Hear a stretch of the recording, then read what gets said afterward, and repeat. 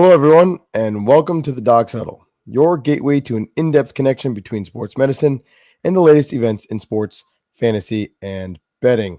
Today's show is brought to you by the Health and Wellness Depot. Unlock the power of well-being. I'm Dr. Mikey B. With me, as always, Dr. MJB, the legend. CJ, the sports enthusiast, will be joining us shortly. We are happy to have you all here. Very, very, very exciting day as all of the off-season shows all lead to this, the start of the 2025 NFL season. MJB, how are we feeling?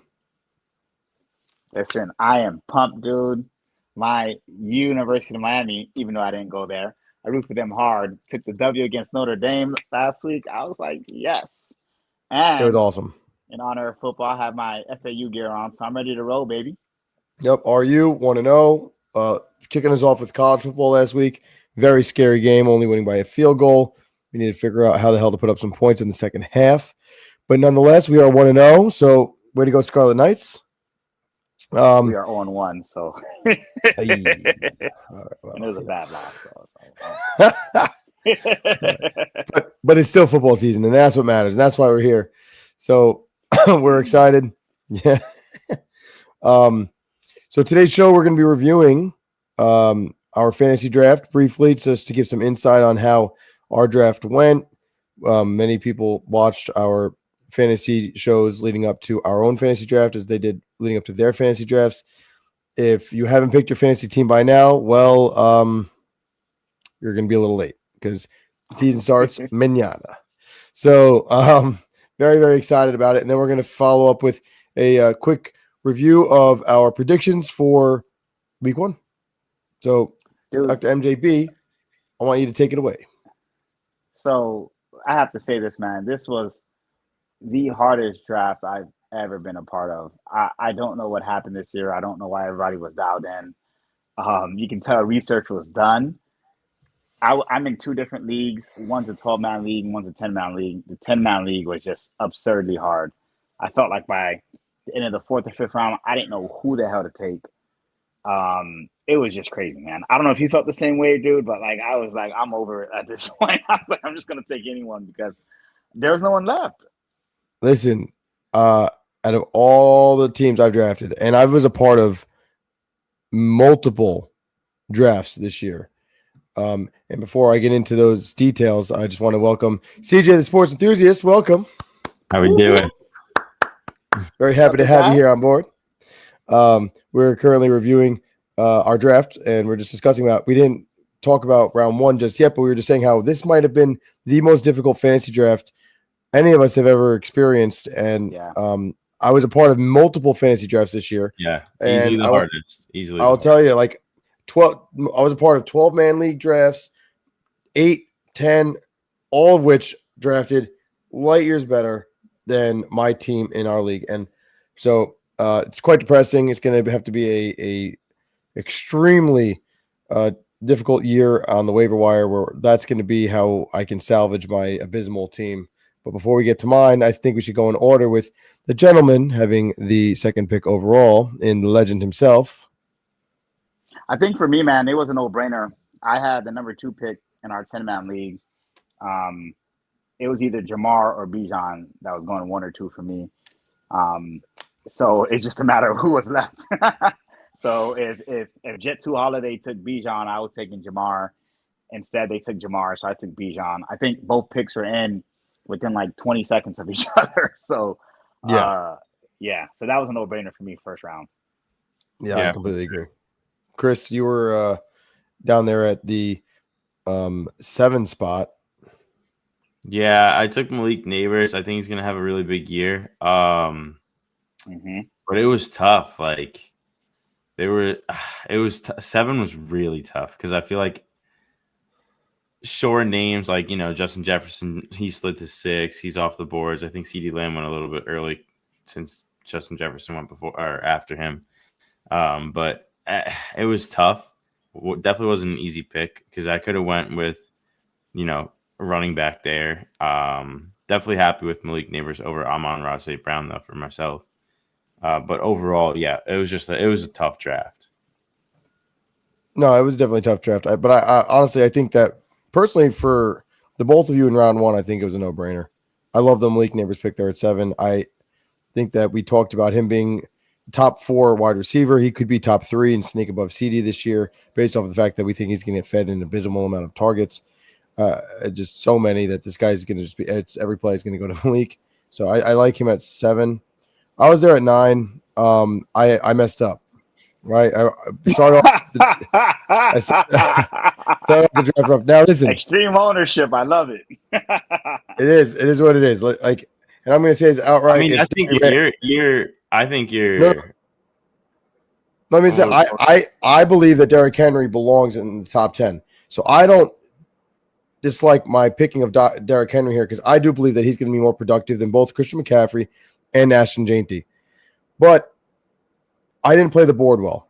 And this is a good, I think, learning moment for many listeners where, if a lot of the people that are drafting, they're going to be looking at the rankings on ESPN, and they're going to let that influence their draft heavily. And Derrick Henry was ranked like the 19th overall player on ESPN's board. And here I am, I take him at 9. If I wait and I take Christian McCaffrey or Ashton Jeanty at 9, I could have had one of those elite running backs. Preferably, I would have taken Ashton Jeanty there. And then on the turnaround on the second pick in round 2, which we're going to get to next, I would have then made my way over to taking Derrick Henry there and with my second pick in the second round. So I should be sitting pretty with Ashton Jeanty and Derrick Henry. However, I didn't do that. I took Derrick Henry early. Both of those running backs went first round, beginning of second round, and then I was stuck there. And honestly, guys, I was so distraught at that point that I took who I believe is going to be the next best wide receiver. I know most people have Puka Nacua going at this point in the draft. However, if Nico Collins stays healthy, I think that he could be the guy. And if CJ Stroud has a bounce back third season, I think he's going to go off. So I'm very hopeful in taking him here. Do you guys think I should have went somewhere else? No, I think that you clearly value Derrick Henry over CMC and Ashton Jeanty. So I disagree that you're definitely overthinking the board because you were also extremely high on Nico Collins before the draft started. So you got a top running back in Derrick Henry and you have a top wide receiver in Nico Collins. Instead of going running back, you just diversified the position. So I don't see anything wrong with it. I don't know. Now, I do have a question for you though, Mike. Yeah. Seeing that 4 running backs went right after you picked, if we just know things, right? Like if you knew the board was going to fall that way, would you have taken a running back? Like if you knew that there was going to be a run on running back right after you picked Nico, or you were set sure on Nico no matter what? I was not set sure on Nico. I was actually stuck between both Nico and Kyren Williams. Okay. And I based on all the research I did, and so many people, I don't believe he's going to have a down year, but so many people believe he's going to have a step back. That Kyren Williams, and I think he's going to. I agree. I think he's going to have a great year. Right. I think I got in my head there, like Christopher said, but I was literally, it was a coin flip between Nico and Kyren at that moment, and then I had in the back of my mind, Brock Bowers maybe, but I felt like that was a little too rich there. So I went with Nico, but if I could do it again, I still would have done what I said. I would have went with Ashton Jeanty and then let Derrick Henry fall to me at the number 2 spot in round 2. Yeah, makes sense. Okay, you want to go, Chris? I mean, Chris, you took Kyren Williams, so yeah. I mean, 1 and 2, I went with Malik Neighbors, and on the back end, I took Kyren Williams. I don't think he's going to have a slowdown in production. I think he was a clear – I mean, I think Josh Jacobs is going to have a great year, but I still think he was a clear pick for me at this point in the draft. I could have gone Puka at that point if I wanted to double up on receivers, but my thinking was that running back was getting so slim, and it was already the second round. Like, running back was just getting wiped out. So I needed a value position or value pick for the position at that point in the draft. And I still think I came away with a good wide receiver 2 later on in the draft anyway. So, So to your point, Chris, I absolutely agree with you. That's why I went Brian Thomas, dude. 10 running backs were already taken, and I was like, yo, I gotta go get me a wide receiver then because I just felt like after 10 running You backs either were you gone, either have a top running back there, or get your value better at another position because and you were that's what I chose to flying. do. Yeah, that's what I chose to do. I wish though I went Brian Thomas in round 2 with the 9th pick. I wish I I would love have that went. pick. Yeah, no, I do too. The Drake London pick in the 3rd round, I wish I would have went running back because Well, let's go right here back to Drake London. because by the time I pick again after the Drake London pick, there's another run on running backs, and I'm like, oh crap. So who would you have Missed it. wanted at that point? Because right there, I mean, it's a run on receivers though, right there until the 4th round, really. No, true, but like I think Chase Brown. I know he's lower in the 3rd round, but that would have been a pretty good option. Now, had Tyreek Hill been there, would have been an easy pick for you to take Tyreek Hill over Drake London? No. Wow, interesting. Okay.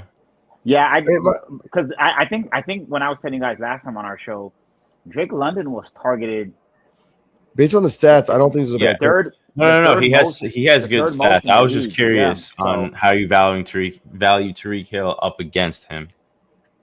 No, I think Tyreek Hill's upside is obviously amazing, right? Like we talked about in our other show, but Drake London's target makes me feel comfortable taking him. I don't hate the pick of me taking Drake London. I just hated that by the time I picked again, there was another run on running backs, and that I didn't like that because I was like, crap. Now I have to kind of get creative of who I'm going to take at that point if I'm going to take a running back. So totally. Listen, I got to be honest with you. I think the best value pick in this round of round 3 was Christopher. Ladd McConkey falling to you in the 7th spot in round 3. Yeah, I think that's great. AJ Brown, Devontae Adams, and T. Higgins all going before. I mean, you can make an argument that overall, Ladd McConkey should have gone right after Drake London. So I can see your argument. Yeah, he's a clear number 1. For the Chargers, and that's why I was excited that he dropped me because I felt really strong with my wide receiver room. Because now I have Ladd McConkey stacked with Malik Neighbors. I think I have a great duo of receivers. Yeah, I love the pick there. Mm-hmm. Love the pick there. I think it's a no-brainer. The fact that he's on the board, it's a must draft right there. Listen, for me, I was sitting there at 9. I was thinking about going Trey McBride. Of course, he goes right after me at 10. My plan was to go Lamar, and then on the return, get Trey McBride in the 4th round here. However, knowing how this played out, my number 1 quarterback is Lamar. We all know that I will go after him early, not in the top 2 rounds, but back end of round 3, I found the value here, especially knowing that Boof, sure enough, the next individual drafting went with Josh Allen, and I know for a fact that he wanted Lamar, so he would not have been back there for the beginning of round 4. And seeing that run on running backs, it's a real good thing that I did not take Trey McBride there because I needed a second running back here. I took you would have been hurt at running back even more. I would have been really listening to you complain about running back the whole time. Yeah, so I mean, I feel like me going right, me taking a Marion Hampton here, I think was a big deal because this allowed me to now have the running back position solidified with Derrick Henry and Marion Hampton, and then I have Nico Collins and Lamar Jackson. So I have players that I feel good about in all those positions. The only thing that I wanted to ask you guys, and I know like guys like MJB here will draft a quarterback much later, but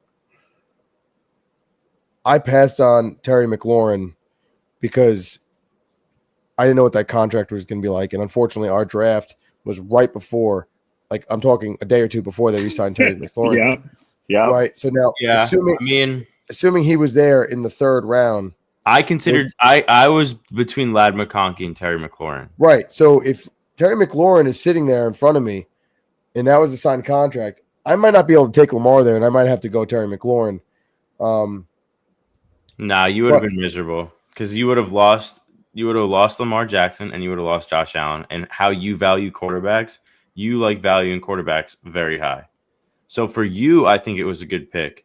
For Well other put. people that don't value quarterbacks as high, then I would have said, yeah, you going with Terry. But since you value quarterbacks so high, specifically the top 2 or top 3, if you want to add in another tier, whatever the case may be. But no, I think that's a clear for you, it's the right pick.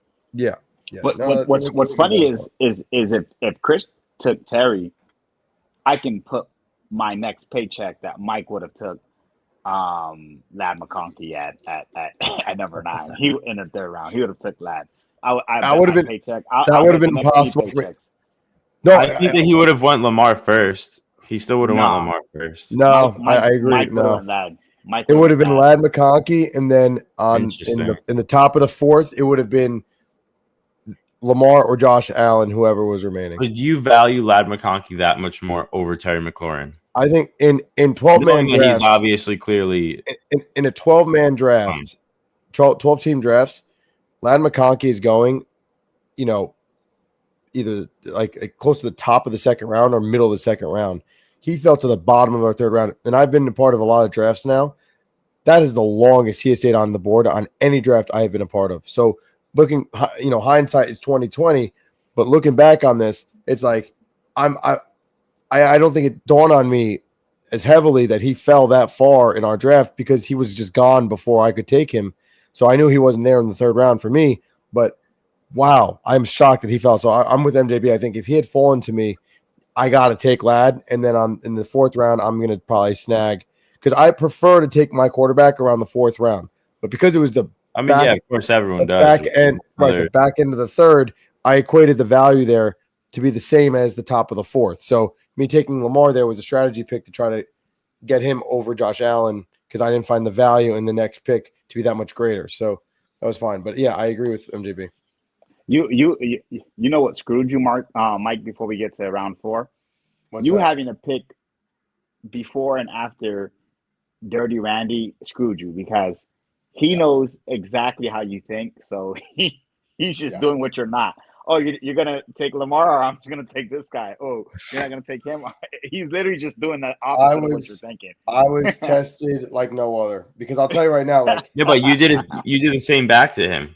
Because you had the pick right before him. Yeah, but only to a degree, right? Because I didn't do that in the 1st round, and I should have, and that's where I screwed myself up. But you're right. That is why I took Lamar in the bottom of the 3rd there.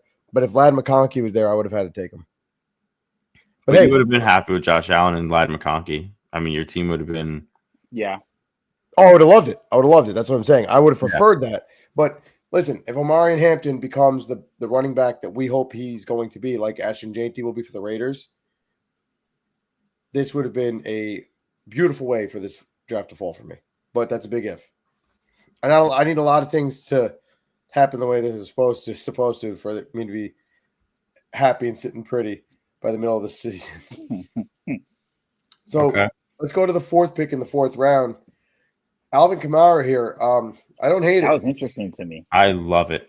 Every year I want Alvin Kamara, and every year I just miss him by like 2 or 3 picks. And I think for the only thing that troubles me with Alvin Kamara is the strategy that Kellen Moore, the head coach of the Saints, has for his offense. Because Alvin Kamara's huge production is a lot in the passing game when it comes to fantasy. It's all those dish-off passes, those screen passes. So that is the only thing that worries me moving forward with that pick is how is he going to be utilized in the offense versus previous years.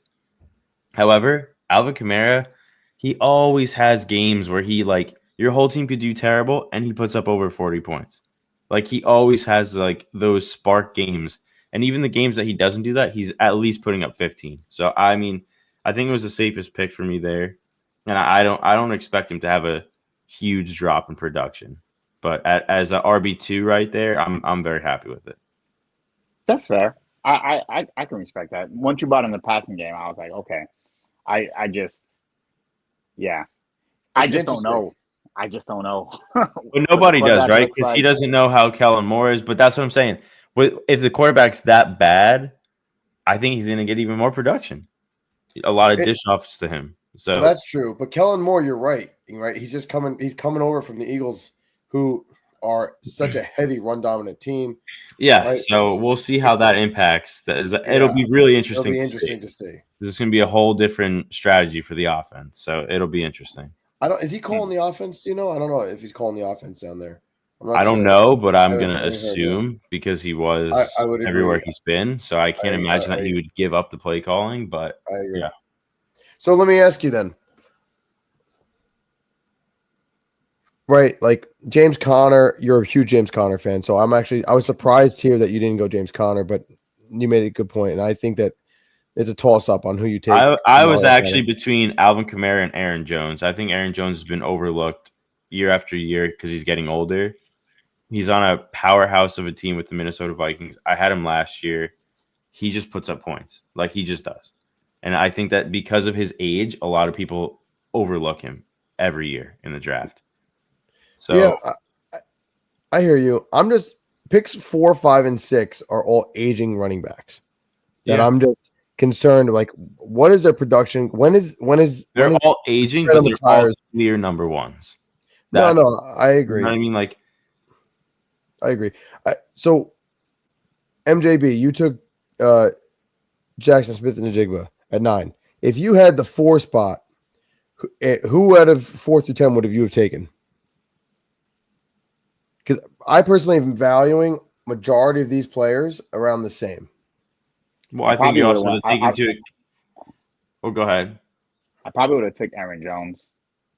Aaron Jones? Okay. Yeah, just for me, what he's been able to do. I mean, yeah, I think he really hit it off with the Vikings last year. I think I would have leaned towards Aaron Jones. That's a fair pick. I mean, yeah, I was between him and Alvin Kamara. They were tied for me. I was trying to decide, so. Especially since this is going to be J.J. McCarthy's first year, I think they're going to rely heavily on the run game to help support him. So I would have went Aaron Jones. Chuba, man, I love Chuba. I'm a Panthers fan. The dude can't catch. That's why they brought in Rico Dowd, and it is what it is. He just is terrible hands off the backfield, man. I wish they were better, but I mean, he's been hitting the jugs every day, so we'll see. But I probably would have went Aaron Jones here, but because they're all gone, it left me taking Jackson Smith and Jigba because I was like, well, again, running backs were just not falling the way I wanted to, and I didn't want to lose value out on wide receivers. So I was like, you know what? I'll stack up at receiver and wait for a trade. At this point in the draft, who do you have? Do you have like 3 receivers, or what do you have at this point in the draft? Yeah, I have Brian Thomas, Drake London, and Jackson Smith and Jigba at this point. And your running back was only Bijan Robinson, correct? Yeah, and Bijan Robinson, yeah. So that was my biggest question. Like, I would have considered TreVeyon Henderson there heavily.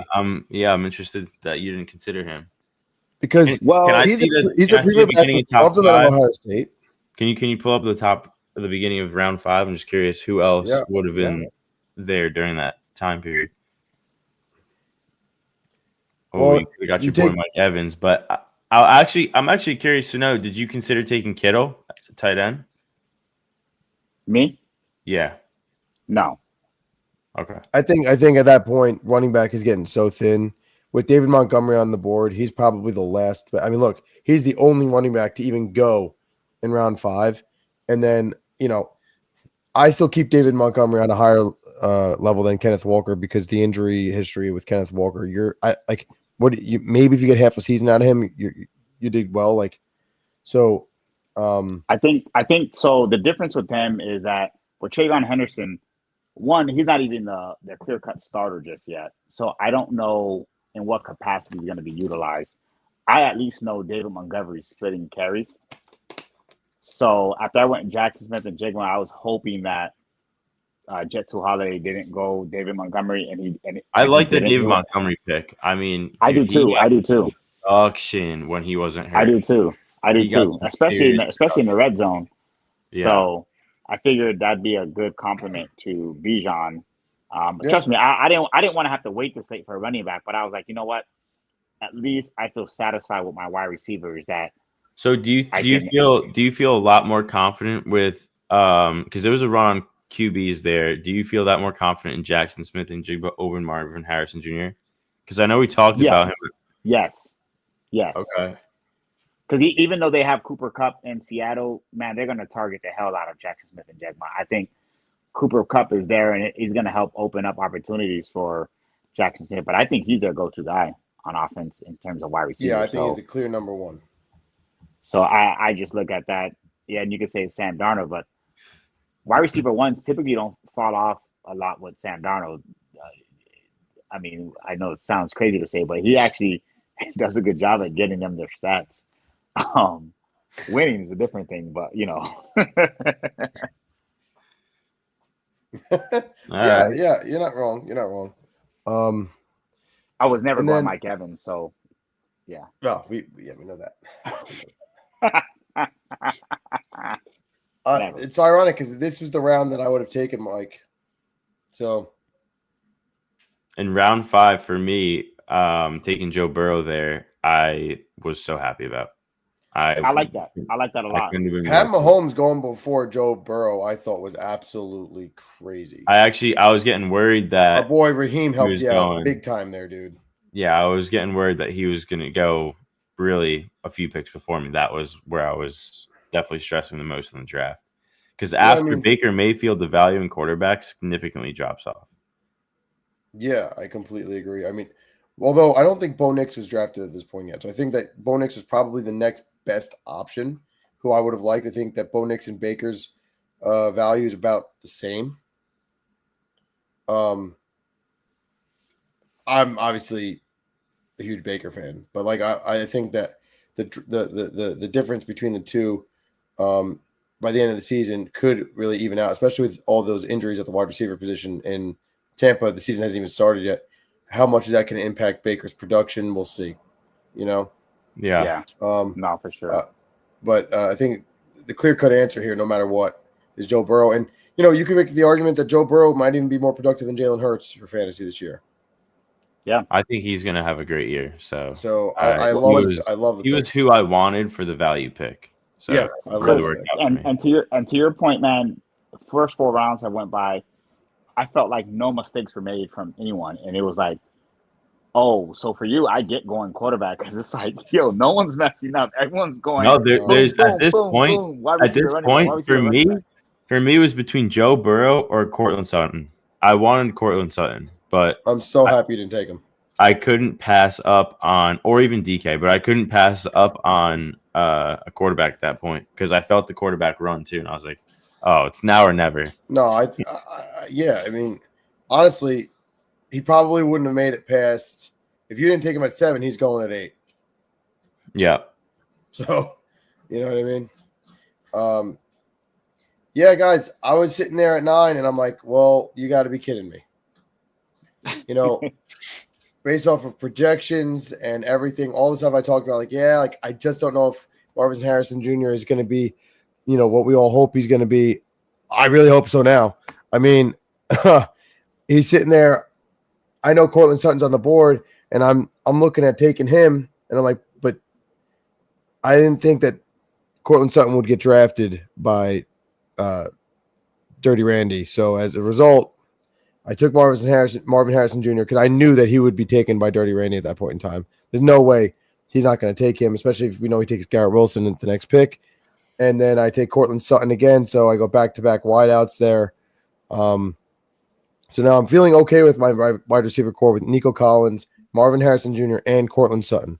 Do you have a third running back or no at this point? I don't have a third running back this time. So currently my at that point in time, going into round 5, I had picked Derrick Henry, Nico Collins, Lamar Jackson, Omarion Hampton. So I have my top receiver, 2 starting running backs, and my quarterback. And I'm sitting there, I'm like, I desperately need to get a wide receiver value here. And the next tier of wide receivers was there. Like, this was it. Marvin Harrison Jr., Garrett Wilson, Courtland Sutton, DK Metcalf.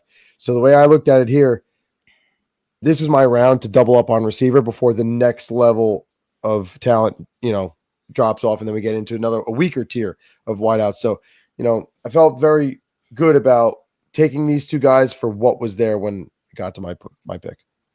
What can I ask you guys a question? Marvin Harrison Jr. Like, how do you guys evaluate him? Like, I have trouble. Like, he's an anomaly to me because I'm like, well, more of an enigma. And I just don't know how to describe him. I don't know if it's because he lacks as much twitchiness as some of the other guys that came out the same year as him, but he got drafted higher. Like I don't know what it is. I don't know if it's quarterback play, but what's your hesitation to not have taken him earlier than the 5th round, Mike? So, first off, the lack of growing production through his rookie season, like a lot of times when you see a receiver who, they may not get it in the beginning of the rookie season, but towards the end of that rookie season, you're seeing that they're starting to click, right, and things are starting to work out. Like I feel like we didn't really see much of that, especially from a fantasy perspective. Now, how much do you think is that him or just the Arizona Cardinals not getting it together as a team? I think it's right. It's hard to say. I will say that I don't know. But what I do know is this: everyone's saying that Kyler Murray's supposed to do better this year. This crowd included. Everyone's saying that that things are supposed to turn around and do a little bit better. Okay, fine. Well, that's not going to happen if he doesn't produce. And the bar is set very high for him. My biggest concern is with these bigger receivers, right? Unlike in the past when we grew up as kids watching football and we saw some of our favorites play the wide receiver position so well, I feel like in today's game, it's imperative in the NFL to create separation. And you said it. Does he lack the twitchiness? I don't know. I haven't had the opportunity to see enough of his film, but I will say this on what I did see on the red zone and with Cardinals play last year. I didn't see as many plays where I was seeing the separation that you were seeing when he was getting in Ohio State. Mm-hmm. So is that the cause of his lack of production? I hope not, because if that's the problem, he better figure that out, because we know a slew of wide receivers that are contested catchers that just don't make it far in this league because they can't create separation. And personally, I think that's one of the bigger reasons why Malik Nabers, who was the wide receiver drafted right after him, had a lot more success. You can't tell me that the quarterback play in New York was better than the quarterback play in Arizona. They were both abysmal. Yeah. So why did Malik have such a better breakout rookie year compared to Marvin Harrison? Part of that, I'm sure, is coaching and scheme, without question. Yeah, for sure. But he creates a lot of separation, Malik. So I'm hoping that we see more of that from Marvin Harrison this year. It needs to happen. God help me. Because if not, I'm going to be in trouble.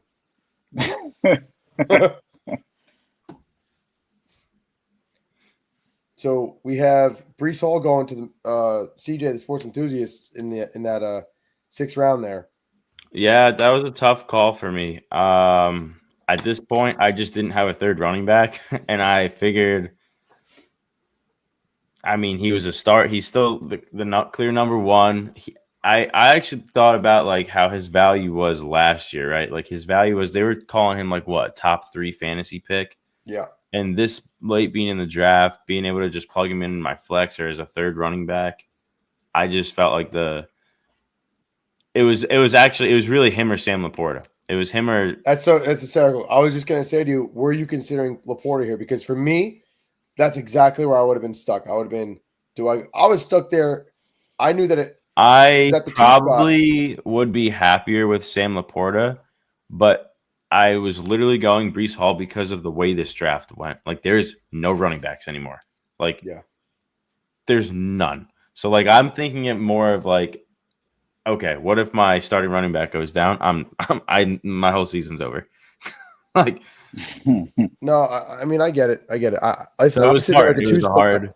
And I would have taken Laporta there, but I had to take Cortland Sutton because if I didn't, he was no shot I was ever going to have a chance at him. And I valued him very high. If he had dropped to me, I would have went. If Cortland Sutton or DK dropped to me, I would have went with one of them easily. Those were the top 2 guys that I really was looking at that point in the draft to plug in my flex.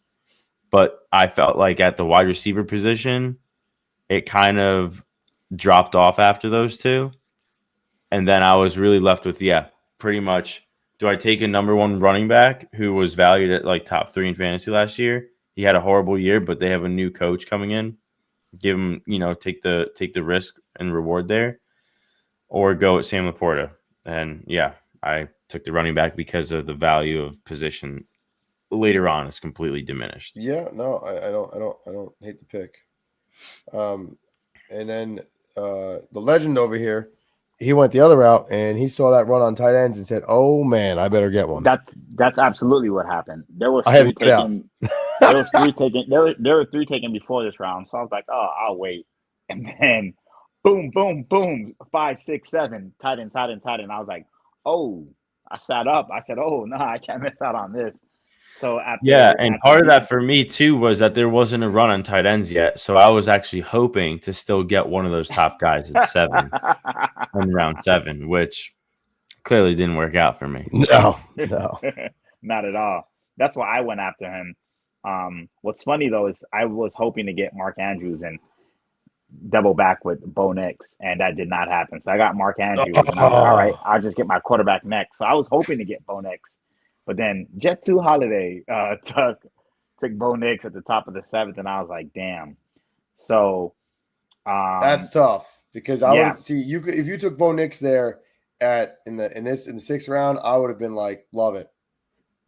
Yeah, and I'm I just was not literally high on considering Mark that. Andrews, dude.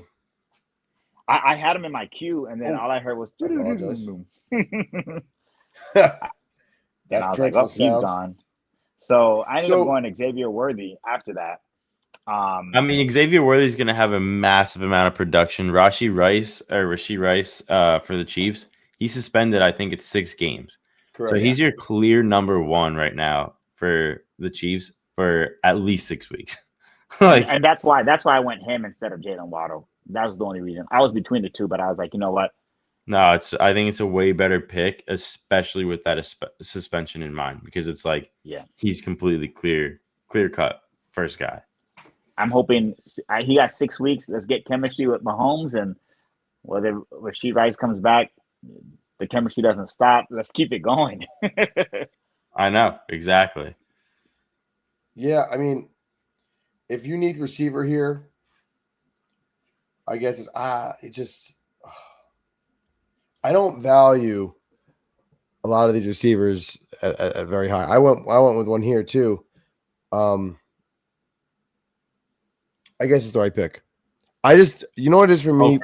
For me, I was considering Devontae Smith or Calvin Ridley right where you are, but Devontae Smith just puts up numbers with a crazy production of an offense for the Eagles have. So, I went there, but I love the Calvin Ridley pick. I mean, Cam Ward needs to throw the football to someone.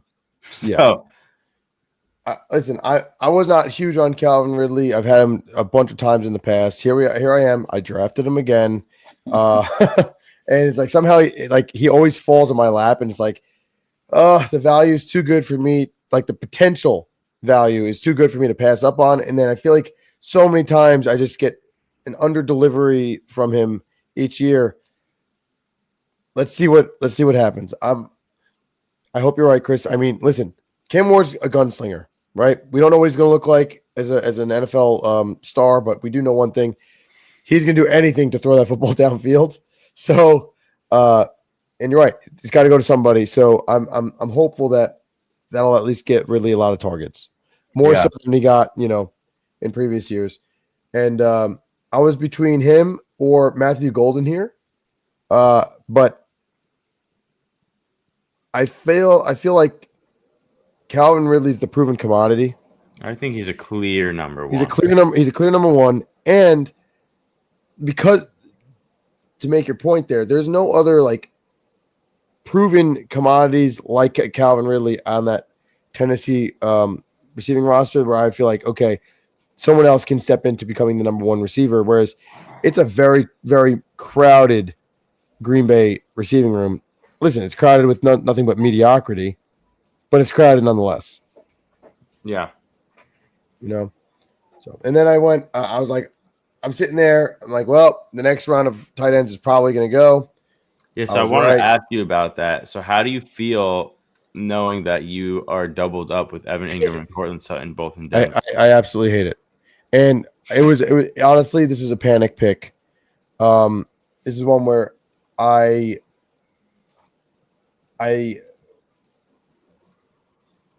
think I was also considering going maybe I think I was considering going Matthew Golden with the next pick and just doing wide out. And I'm like, oh, well, he went. All right, now I got to go tight end. And then when looking at the tight end room, I know how high I am on Bo Nix. So I'm like, all right, Evan Ingram's going to be the guy. I think out of those 3 tight ends that you're looking on the board that went there, I feel the best about Evan Ingram. And that's why I went with him. I said, listen, I think Evan Ingram's going to put up more numbers than either of these other 2 tight ends. So I'm going to draft him, and then I'm going to deal with the doubling up with him and Cortland Sutton later. Now, if Colson Loveland turns into something big, that'd be great. But that's a big if with Caleb Williams at the helm. I don't trust him. Well, they also have so many weapons now that the share of fantasy points is going to be very spread. I completely agree. And personally, I think that Evan Ingram is going to turn into the second biggest weapon on that Broncos offense. Yeah, right after Cortland Sutton. Right after Cortland Sutton. So if you're looking at it that way, I told myself he's basically another receiver. Right. So do I like doubling it up? No, but I pigeonholed myself in a position where I couldn't find a better option at the tight end position that I felt good about to overvalue the doubling up of the 2. So I had to go with Evan Ingram here. Yep, that's fair. No, I like it.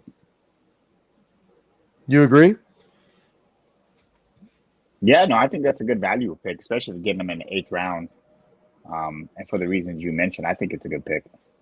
Yeah. And then you took Njoku here, Chris. I mean, I imagine that if I had not gone Evan Ingram, you were taking him no matter what. Yeah. I mean, at this point, I was like, after Njoku, the tight end tier was completely done, in my opinion. So I actually think Njoku is a great value pick here. I'm happy with it. Of course, I would have rathered probably, someone different higher up in the tier of tight ends, but Njoku has some very good production. Honestly, what worries me most was him just being off the field with injuries. So that's just if he has injuries, and then God knows what that quarterback play is going to look like. Mm-hmm. I mean, hey, Joe Flacco's starting. I think, right? He's for now. Yeah, for now, it's just that carousel. God only knows. It's gonna be a like a reality TV show, that quarterback room over there in Cleveland. Yeah, no, yeah. I mean, but no, I'm happy with the pick. I think Evan Ingram's going to definitely jump higher up in tight end tiers with the production of Bo Nix this year. So I think you got a great value pick there too. But cool. Yeah. And then Jared Goff. I finished this off. Yeah, man. Yeah, I had to go get a quarterback. I saw I think you got such a good quarterback for round 8. Oh, same. I think he was a last surefire stud left, because you have question marks with the other ones. After I saw Kyler Murray go, I was like, oh, I gotta go get me somebody. And I'm surprised Jamal didn't take Jared Goff over Kyler Murray, but when he did it, I was like, well, he's mine. So I take him. I take him at 9 in round 8, and then round 9. This is when I started to kind of take risk on guys and kind of see if I can, make do with certain people. And I saw Emeka Egbuka there, and I was like, oh, well, we still don't know what's going on with Chris Godwin. Is he fully healthy just yet? They love to throw the ball in Tampa, so I think it's a great that's pick. a good fit. Yeah, especially in round 9, that's solid. Sure. Yeah, he's not my starter, but he can definitely get me some points in given weeks if I need it. Yeah, no, I think that this is a pick where we just sit and wait and see what happens. I think that he could boom. What did you guys think about Stephon Diggs? For where you're at, and if you're in need of a wide receiver this late in the draft, I like the pick. Solely because you can look into the next round, into round 10, and that's what you're dealing with at the wideout position. I mean, dude, you're getting a number 1 receiver for Drake May. Correct. And I think Drake May is going to be amazing personally. I mean, if they can block for him. So, listen, I know that there's been a million things, off the field stuff with Stephon Diggs this offseason. God only knows what that's going to look like. Yeah, but He's there. He's practicing. He's going to play week 1. Let's see what he can do. Just like the Calvin Ridley discussion we had, I feel like Stephon Diggs is the same exact scenario, just a tier lower. Yeah. Yeah, my thing wasn't even for his talent. I just felt I don't know what everything is gonna look like. And this is going on the medical side. You know, he had the ACL repair and had surgery for it. He's been grinding during rehab, but man, I just don't know. It was a shorter. Yeah, it was a fast recovery. It's a long season. I just don't know. That was my hesitation with him. I just don't know, man. Oh, there's only one person I've seen come back relatively quick and just be a monster, right? Because we spoke about it before.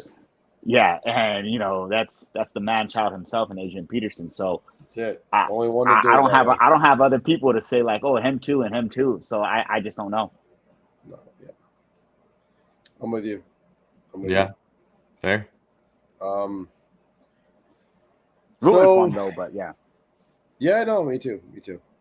He's actually a really nice guy, to be honest with you. He's like a really nice guy. All the crap that they do off the field, like when I worked with him down in Miami, super respectful, very nice. So like, as a person, I like the guy a lot. So I'm always rooting for him. Yeah. Now, for my 9th pick, guys, you know, you could argue this was a little rich for 9. And I know that the report came out today about where he's sitting on the depth chart, on the Commanders depth chart, which is low at the 3 or 4 spot. There's so much talk about this guy. Speed's great. He had a great preseason. I think that this is just a matter of time before we watch this guy just break out in Ja'Cory Krosky Merritt. Them trading away Brian Robinson to the 49ers, I'm telling you that means something, right? That means that, you know, they're going to carry this kid and he's going to do things. So I'm hopeful. And my next 2 picks, listen, I do this every year. I go after the rookies that I think are going to boom in the later rounds. And listen, if they don't, that's why I'm working the waiver wire, right? So, but I feel good about him. I'm way too scared about Tedero McMillan here. Listen, I hope he does great for you over there in North Carolina and Charlotte, Michael. But I will say this: the listen to me, the Carolina Panthers wide receiving crew historically is just bad. It's just bad. So when you have to have, you know, old man Adam Thielen being your number 1 guy in receiving, and then you trade him away, maybe that means that this is the guy. I don't know, but I'll tell you this: I wasn't going to be the one to find out by taking the chance on him. And then Cam Scatterboo. Listen, guys. That's who I wanted there. I know. A lot of people want this guy. Yeah, you had a lot of people wanted this guy. And me. That's who I was. I took him early. I took him early here in round 10. I know it. But I'll tell you this. I don't know why you think that's early. Well, I think that you can make the argument that people like Javonte Williams, Chris Godwin, even Austin Eckler, who are starters. Right? These guys are starters. Like the number one running back. Like you could easily argue to take all those guys first. When Cam Scatterboo, right? He's gonna be the number 2. Tyrone Tracy's the premier back right now. I get that, but listen, this guy isn't going to be isn't going to be a red zone back. He will get the ball in the red zone because he's going to plow through everybody and just move the line. But he's going to have whole drives where he's going to be a part of it. His hands are fantastic. So he's going to be a great receiving back. It's just a matter of time as he works in and he gets healthier with that hamstring injury that he was battling in the offseason. So for me, you know, if there's one pick that was a reach that, you know, you could say, oh, homer pick. If this was a homer pick, I would have taken Tyrone Tracy earlier on, who's the number 1 receiver. For me, this was the pick that I felt was a necessary reach if I was going to have a chance at taking a guy who I think could really, you know, build into something big. Yeah, no, I think it's a good I think he's going to get so much goal line production that I think that's where his points are going to be coming from too. Yeah, and listen, I'm assuming that you would have taken him here at 4 instead of Javonte Williams. Yeah, that's what I was debating. It was between basically both of them. But I think not enough has been talked about with Javonte Williams. Just for the fact that I think most Dallas running backs put up well fantasy points. Yeah, I think that it's because he was great when he was on Denver before he had the ACL injury. You know, comes back and he hasn't really performed at the same caliber at the same level that he did prior to the injury. Now we know, especially being the Doc Subtle, that many times it's the second year coming back from that ACL where these guys are going to really have that, you know, push behind that leg, especially at the running back position. So listen, this could be the steal of the draft in taking Javonte Williams. It could be, right? If they figure it out with that offensive line, this could be the guy.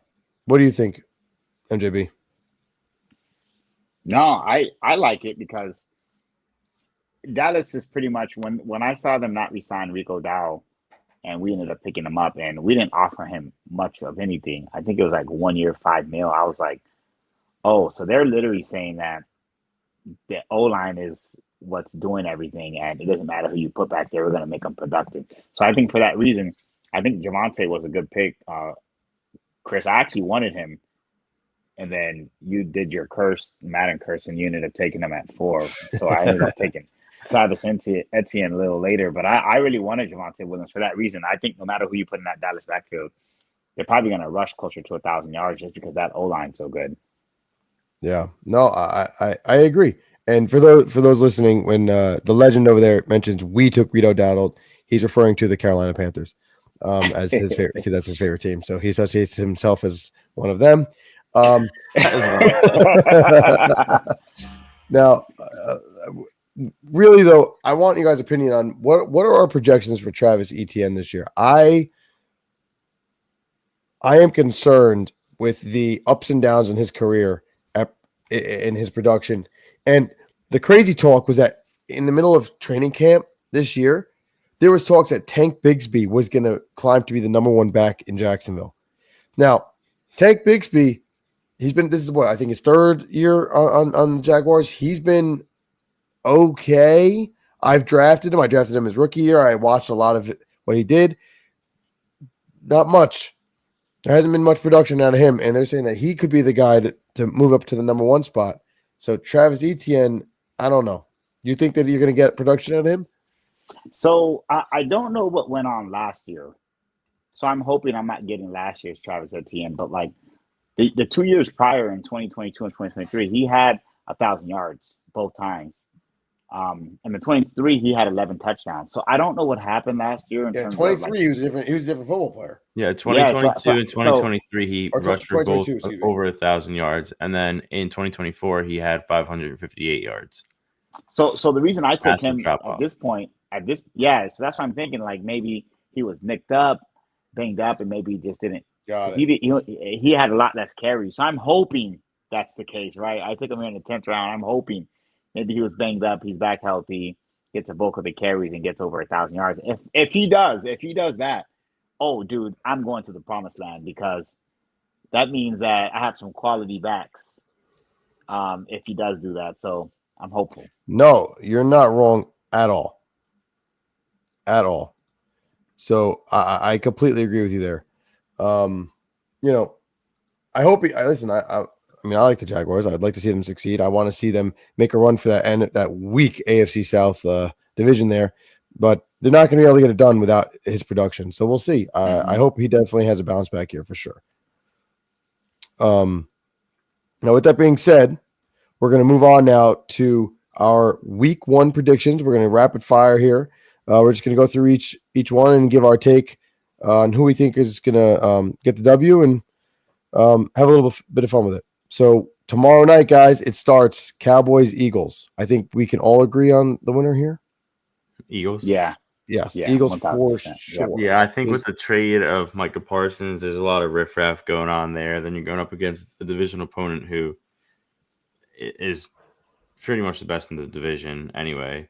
Yeah, and then they also have to go into Philly, so I just don't see Dallas coming out with a win.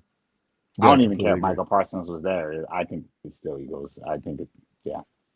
In Philly, no less, yeah. And they're raising the banner for the Super Bowl win. Yeah, it's a Philly victory. Friday. Dude, this is going to be a sick game. 8 o'clock. Can't wait to watch it. Chiefs at Chargers, divisional game. What do we think? I think it's an upset. I think Chargers pull it out. I think Andy Reid, you could correct me. I think historically he's had slower starts to the seasons and picks it up later. But if that holds to be true, I think Chargers pull an upset Friday night. Even if it doesn't hold true, Chargers win. Ooh. Even though it doesn't hold true. I agree. I think that I'm curious to know how the Chiefs respond after that brutal loss in the Super Bowl. Now, listen, I understand it's a completely different team, different year. I get it. But listen, all dynasties start to slow down. Is this the year that they slow down? Yeah, I'm not necessarily saying bet against them, but I think the Chargers are good. I think the Chiefs do lose here. I think the Chargers, they have a lot of pieces. Jim Harbaugh's second year. Yeah. They have a lot of pieces. They're going to be a very tough team. Absolutely. I like that. Love it. Well, actually, I looked it up. He has not had generally slow starts to the season. He's 10 wins in their first 12 season openers with the Chiefs. That's good. But he has been beat. He has been beat.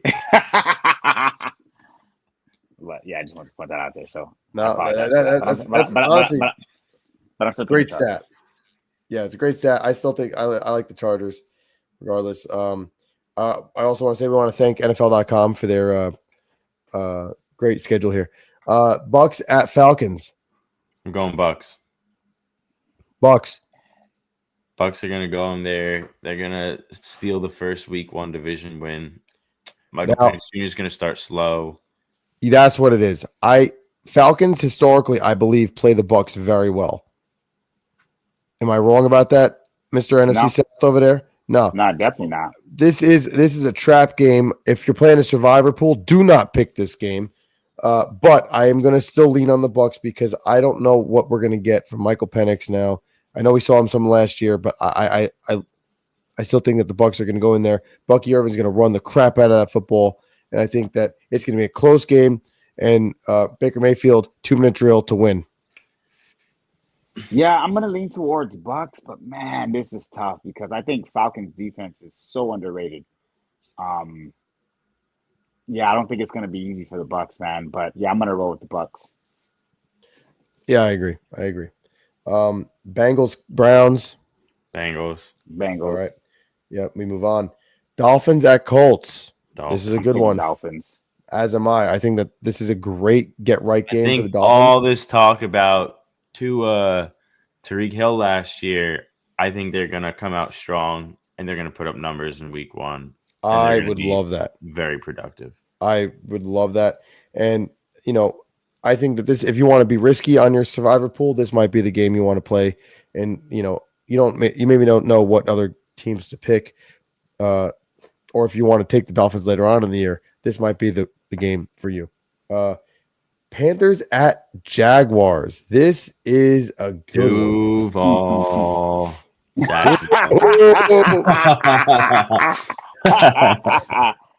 Let's go. The legend. Man, what are you taking? I'm gonna roll with my team, man. But my heart is going Panthers. My head is saying Jags, bro. Because Duval. I didn't see enough in the preseason that warranted, and they didn't even play much, man. That pissed me off. So I don't know how prepared they're gonna be for week 1. Yeah, I'm going with the Jaguars here as well. I actually think the Jaguars in the survivor pool is a good pick because you got to take them at some point. That's true. That's true. It's risky. I don't. It's true. I think that's a bit of a risk because I'm not. It's not so much that I feel like the Panthers will win as much as the Jaguars might find a way to lose. But I do think that the Jaguars defense is also an underrated defense, as well as the fact that their new head coach coming over from the Bucs. I think that offense is going to look different this year, and I'm feeling like this could be a team that gets off to a good start. Every year, there's like 6 to 8 teams that were in the playoffs the year before that swap, and then 6 to 8 new teams are in the playoffs the next year, every year.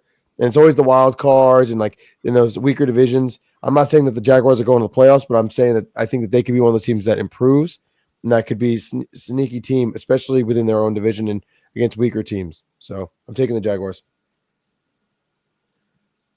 Raiders at Patriots. This is awesome. What was your question? How do you prepare for the Raiders? I'm going with the Raiders. Nobody knows how to prepare for the Raiders. They've got Pete Carroll, Geno Smith, Ashton Janty. This is a completely new team. I think they just come out different, and I think they run over the Patriots. This might be your pick in a survivor pool. I love that pick. Like Raiders over the Patriots. I just don't see how the Patriots are going to beat Pete Carroll in his debut as the Raiders coach. I just don't see it. Yeah. All right, this one's a boring one. Cardinals at Saints. Why? Why do you think boring? I don't know. I just think it's going to be a sloppy football game. I see sloppiness here. I hope I'm wrong. Well, who are you taking? I'm going Cards. Cardinals, absolutely Cardinals. But again, it's Cardinals. I'm very intrigued with this game here. Steelers at Jets. Steelers. I think it's the Steelers solely because I don't think that the Jets offense is going to be able to move against that defense. This is going to be a boring game too. I think that you're looking at. You also have to think about it too. Justin Fields was with the Steelers. The Steelers 100%. Should have a good game plan. Aaron Rodgers was with the Jets. Oh, that isn't. Yeah, that's why this is an exciting, fun game. I think that both offenses are not going to move the football, and I think that the Steelers win this game by 13-3, like something boring as sin. I could see that. You know what I mean? Giants at Commanders. This is so hard. Commanders. I think I'm going Giants. Upset. I am too. This is why. And I wore this hat for this exact moment.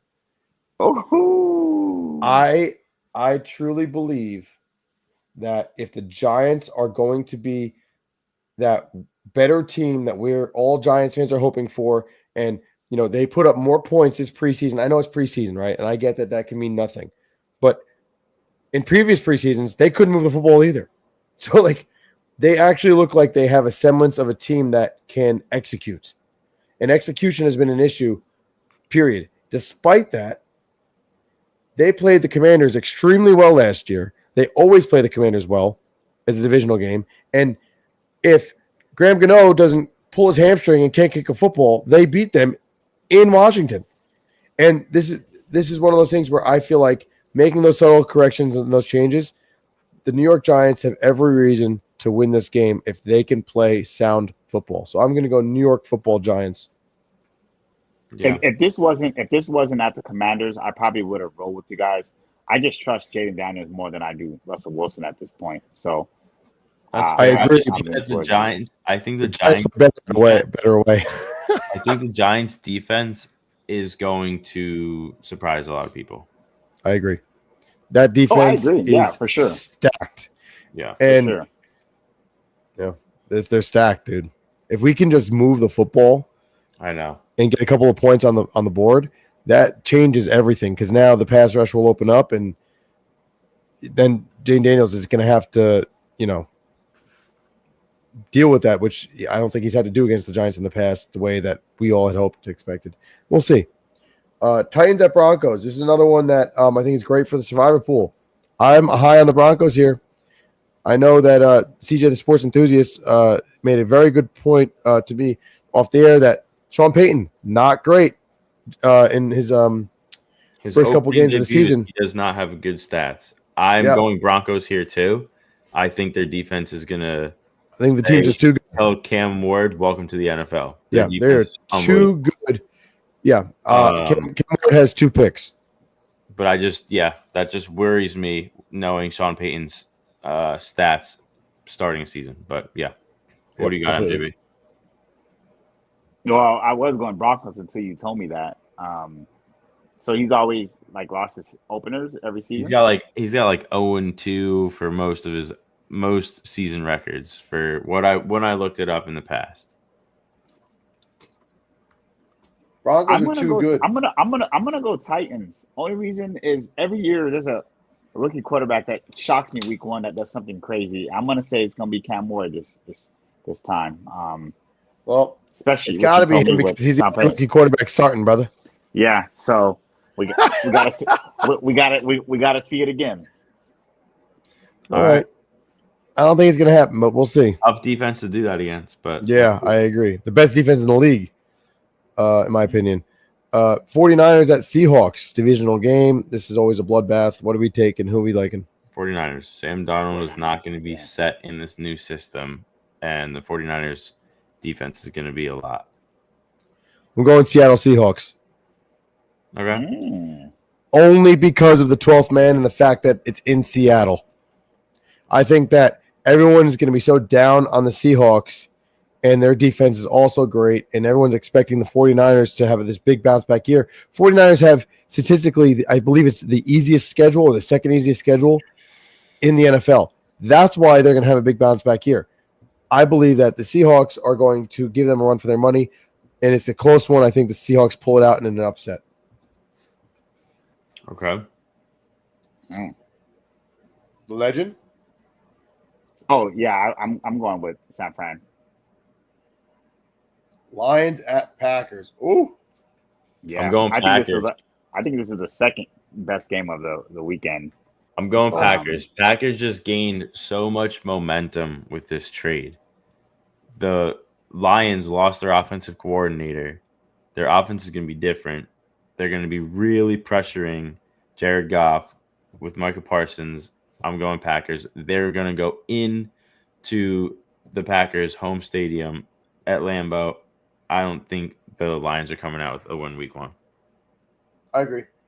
I'm all on the Packers here. I think you said it, the momentum that they're carrying going into this week. It's at home at Lambeau. I just don't see how they lose this game.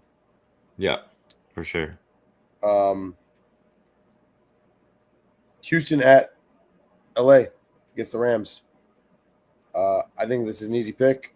I'm going to go with with the legend has returned. Who was your pick there, Mikey, with Lions at Packers? You're on mute, by the way, brother.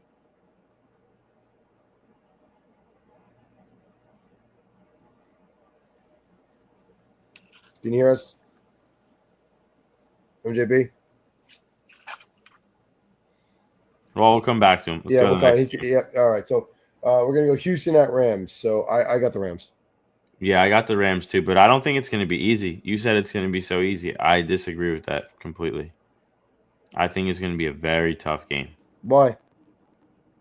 I just think CJ Stroud's going to come. They didn't look good towards the end of the year. I think the Texans are going to bounce back. They're going to have a productive offense. They did win the first playoff game, so you're not wrong. I think we can't sleep on the Texans here. The only reason the Texans fell off last year was injuries. I mean, yes, I know CJ Stroud struggled, but they still, won places. You still taking the Rams? Yeah, Rams. And then Ravens at Bills. Ooh, this is so hard. Ravens. I think I'm going to go Bills only because they're home. I hear that. I think the Ravens are the clear-cut better football team, and I think the Ravens have debatably the best roster in the NFL. So I agree. I think that they do, and I think that the Ravens are they can be unstoppable in the regular season, and I just don't think that the Bills are going to be able to slow down that running game against the Ravens. Regular season Lamar is unbelievable. And that's why I'm always so big on him in fantasy. Is also unbelievable. No, yeah, but there's only one player that's better than him. Lamar. Even though Lamar won even though Josh Allen won the MVP last year, it was controversial for one reason. Lamar's stats across the board still beat Josh Allen's. So I think that that's part of it. And then I think that you take this conversation in the postseason, no one in their right mind would bet on the Ravens, right? Because I understand. I think that it's tough. I think that everybody is putting the Ravens on a pedestal. I mean, as their depth chart shows, but I want to see it as well. Going up against the Bills in week 1 at home, I think that's a very tough game. No, it is. It absolutely is. And then, can you hear us? Yes. He's back. Got for Ravens Bills. Ravens. I agree. Ravens. So fast. Ravens. No shot the Bills are winning. I think that, man, Ravens have made some serious – they already had a good defense. They made some serious upgrades, man. I just don't know who's getting open, man. I just don't see it. Dude, like that team. I just don't see it. That defense. And that receiving core is not all that strong. No, it's not strong. Right. So I don't know who Josh Allen winning for his life. Bro, if the Ravens, this is the Ravens game to lose, okay? Like I said, it's not postseason. Ravens should win this game. You know? And then lastly, Monday Night Football. What are we thinking, boys? JJ McCarthy gets his first start and his first win. Vikings are winning. Interesting. I'm going to agree with you. I think that I don't know what to expect from the Chicago Bears, and I think that they have an incredible head coach and offensive coordinator in their head coach, and Ben Johnson. I think they got all the tools and they got the weapons. It all comes down to the general, and that's Caleb Williams. And not that JJ McCarthy has shown me any reason to trust him, but in that offense, I think quarterbacks flourish in Minnesota. And I feel more comfortable with that than Caleb Williams, who I think he can't. Not only will he maybe not win you the game, but with turnovers and bad decisions could lose you the game. And I think that until I'm proven otherwise, I can't be sold on the Chicago Bears. Not in a tough game against a divisional opponent like this. Yeah, I'm going Vikings. Yeah, for all the reasons you mentioned. Yeah. Well, gentlemen, I am extremely excited. It all starts countdown tomorrow. So we'll have plenty to talk about. Question for you boys. Tomorrow night, do you have confidence in Devontae Smith? Yeah. It is. Well, I mean, why not? Just division. Just divisional opponent. No, I mean, yeah, they have some good corners, and they just extended Bland, the Cowboys, but I don't see why that's going to stop. I mean, listen, the pass rush now is dramatically different. So with the best offensive line in football for the Eagles, Jalen Hurts should have time to pass to two guys that can create separation very well. Yeah, I have no reason to believe why they won't be able to move the ball against. I think Eagles. Easily. Yeah, I think that the Eagles are going to win definitively. I don't even think it's going to be close. Mm-hmm. You know, I think it's going to be a 2-3 score game. I think it's going to be a blowout. So, great question. And with that said, we're going to resume the Doc Huddle next week, doing our recap of week 1, and then jumping right into our fantasy predictions, stardom situms, our prescription parlays. They all return next week in preparation for week 2. So until then, for CJ, the sports enthusiast, Dr. MJB, the legend, I'm Dr. Mikey B. We hope everyone enjoys the first week of the NFL season. Thank you for watching the Docs Huddle.